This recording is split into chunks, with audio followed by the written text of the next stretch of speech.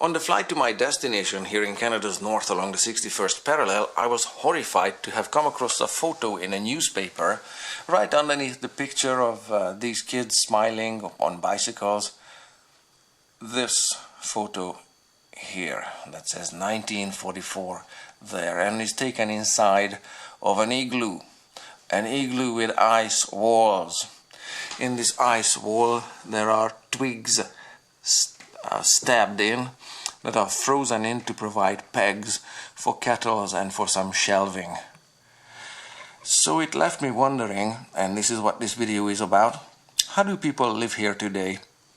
What should you be expecting in terms of infrastructure? And by infrastructure I mean accommodation and housing, roads and transportation network.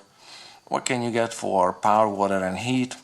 What kind of jobs and schools are here? And in case you're sick, what can you do about it?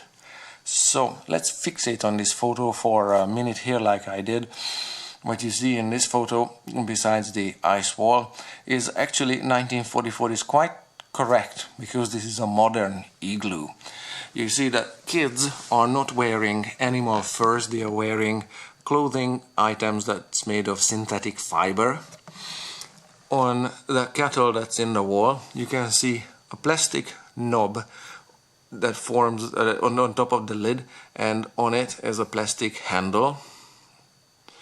And those black plastic items look Bakelite, and Bakelite wasn't around before 1910. In front of somebody's foot here is this white bowl, which is coated with white industrial enamel, and that enamel coating process wasn't around on a commercial scale before 1930. You can see that all of these kitchen items are made without hammer prints in one-step industrial mass-produced process. They are cold formed and they are neatly riveted there. So it's quite a modern igloo, but it's 1944, so...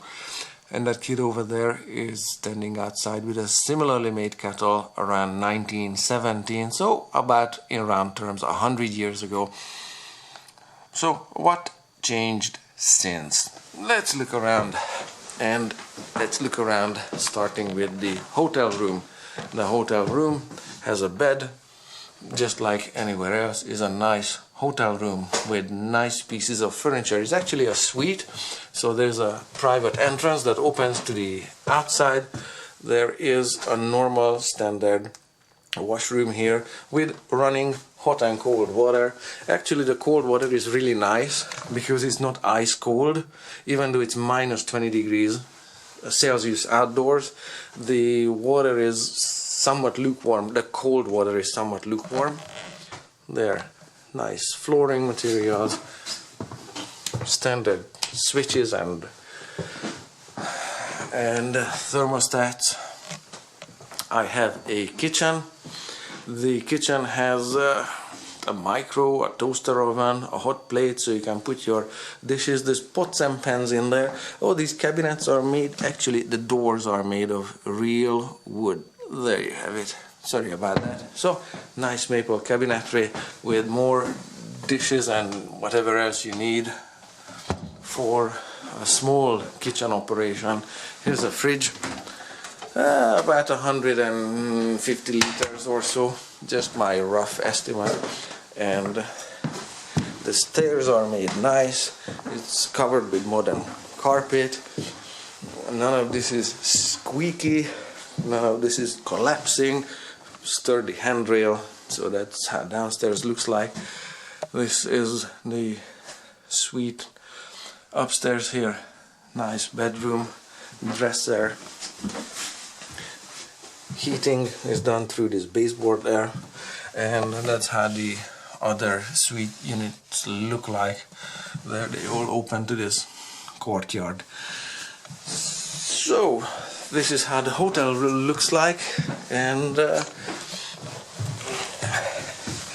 let's go outside and let's look around in the village, see what other accommodations, and see how the rest of the infrastructure looks like.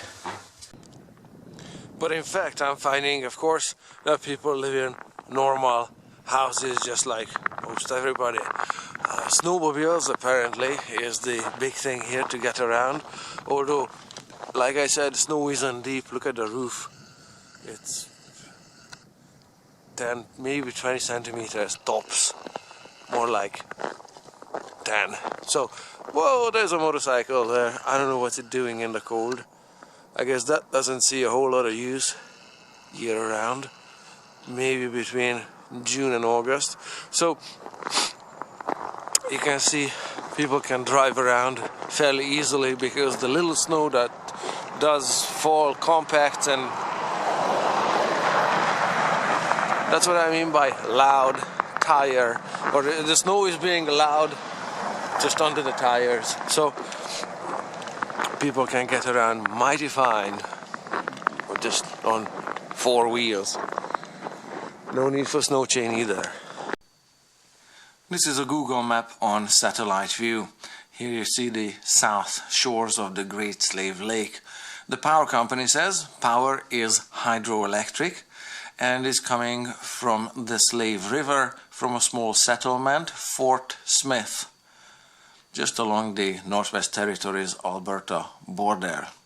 So I don't see where the dam would be, or I don't know how hydroelectric power is generated here, but I can see some rapids here on this satellite view there.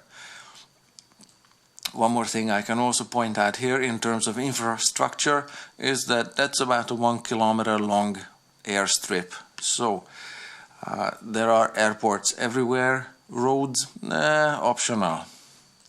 So most of the communities, most of these little communities are supplied by air traffic and may not be accessible by roads in the winter at all.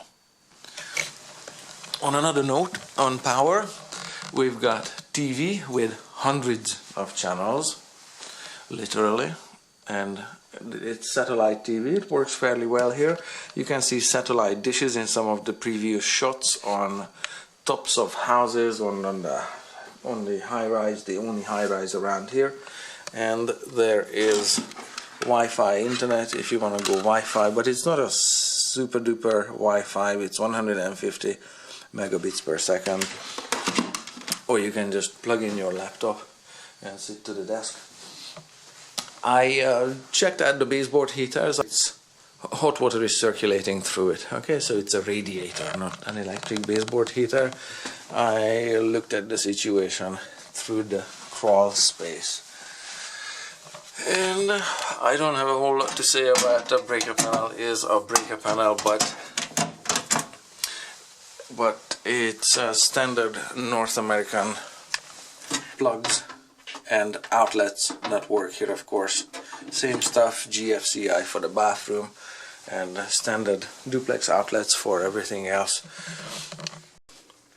We're in the crawl space here underneath the building. This crawl space is insulated. You can see the pink insulation there in the picture, as well as heated, and not just by coincidentally heated, it's purposefully heated, so the floor feels warm all the time. I was told by folks here that when it's minus 40, then no matter how hard you heat, the heat cranked to the maximum, the house still feels cold. Well, not this building. You can see the insulation is sealed to the foundation or taped everywhere, and is really well insulated here, so I have no complaints whatsoever in the building that I am in about heat, although it's not minus 40 either. The coldest here was minus 25. The hot water is being supplied by that insulated white pipe for the radiators and is distributed everywhere, and that's also what's heating the... There are radiators in here in this crawl space that heat up this crawl space. So that's how it looks like. And these are some of the factors that contribute to living warmly inside the subarctic winters here. Yeah, no signs of igloos. And of course the hot water for the radiator is heated up using LNG. So that's what most people use, although some people still collect firewood and chop firewood and work with firewood and have a wood stove somewhere in the building. But that's where I see most buildings just have a gas meter mounted on the building somewhere high so the snow doesn't cover it. Again, we're in a street where snow is not cleaned up too much. That's how it's gonna look like. And satellite dish, another satellite dishes on basically every building there.